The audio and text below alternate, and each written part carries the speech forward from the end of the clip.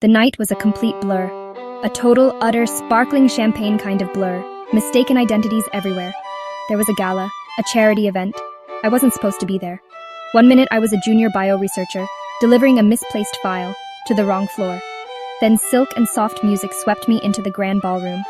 He was there, the CEO, Alexander Sterling, like a magazine cover. Tall, handsome, eyes seeing through my mask. He thought I was an heiress. My protests lost in the crowd. I was a little swept away. We talked, hours or minutes, time melted. Not a cold tycoon, he was funny, a bit lonely. He spoke of pressures of his empire, the weight of his family's legacy, his secret dream to sail away. Clock inching to midnight, whispered secrets and stolen moments, ending in his penthouse with city lights, a glorious, heart-stopping mistake. I knew who he was, the most powerful man. I was nobody. Before sunrise, I slipped away. No note, shoes in one hand, dignity in the other. Vanished into morning shadows, wanted to forget. He woke to an empty room and faint perfume. His search began. He turned his empire upside down. She was utterly gone. Only the memory remained. 5 years. It feels like a lifetime and a blink all at once. I didn't just leave the city. I fled the continent. I ended up in a quiet, sun-drenched town in Europe. It was here, in this peaceful anonymity, that my entire world changed. The one-night fairy tale had left me with a rather significant and entirely unexpected parting gift. Not one, but 3. Triplets. My heart nearly stopped when the doctor told me. One night. 3 babies. My life went from a quiet research track to a chaotic, beautiful whirlwind. I named them Leo, Chloe, Mason. And they weren't just ordinary children. Little Leo, my serious boy, could look at a stock market report at age 4 and tell me which companies were a good investment. He'd build elaborate Lego towers and call them diversified asset portfolios. He was a tiny Alexander Sterling in miniature. Then there's Chloe, my brilliant little scientist. She inherited my love for botanicals and magnified it 1,000 times. While other kids were making mud pies, Chloe was cultivating rare herbs, creating soothing balms and potions. She spoke about molecular compounds with the same passion other 5-year-olds reserved for cartoons. And Mason, my wild, fearless Mason. He was pure energy. He didn't just walk, he bounded. I enrolled him in a local martial arts class and he took to it like a fish to water. His instructor said he had a natural instinct that was truly rare. He was my protector, the fierce little guardian of his siblings with a loving heart as big as his powerful kicks. My 3 perfect, secret, genius children. My whole world. Returning to the city was not a choice I made lightly. It was a necessity. A career-defining research grant was awarded to me. The catch?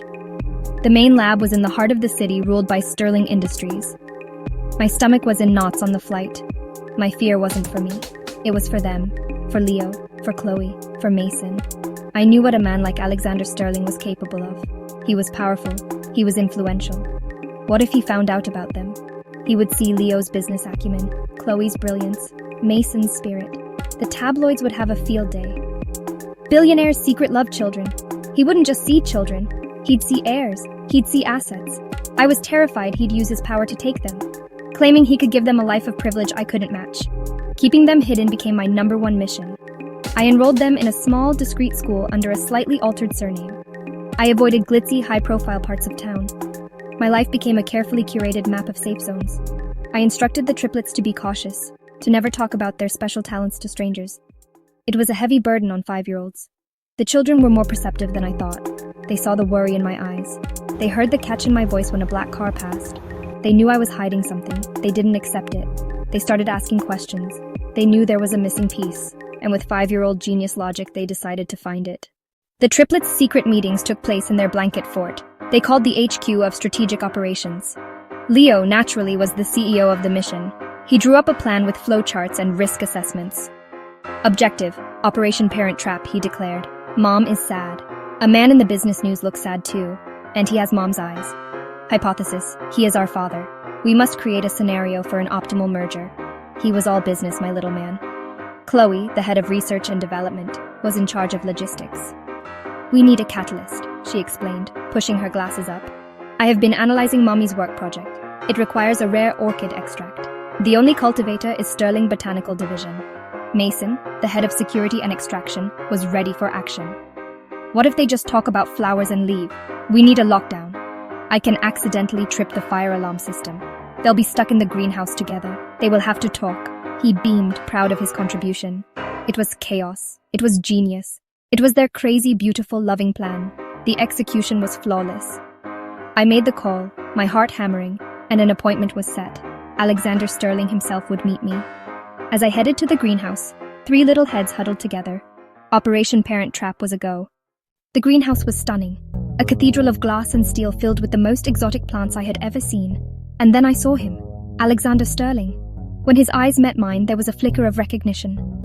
"It's you," he whispered. "I've been looking for you everywhere." Just then, a piercing alarm began to blare. Mason's lockdown. Steel doors descended. Trapped. We were trapped together. The initial shock gave way to a flood of words. I told him everything. About my panic, my fear, fleeing the country. The lockdown ended. The doors slid open and in ran 3 small figures. They stopped short when they saw us. "Mommy, our strategic merger was successful," he declared. "The emotional variables are now stabilized," she added. Mason ran forward and hugged my leg. He looked up at Alexander with wide, curious eyes. The truth was written on their faces. Leo's serious brow, Chloe's inquisitive gaze, Mason's determined little chin. They were his.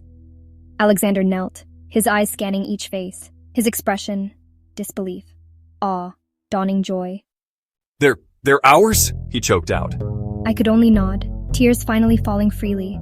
It wasn't a dramatic confrontation. It was just a quiet moment of profound understanding. He wasn't angry. He was just found. We all were. In that glass house, surrounded by blooming flowers and the lingering sound of a fire alarm, our scattered pieces finally came together, forming a family at last.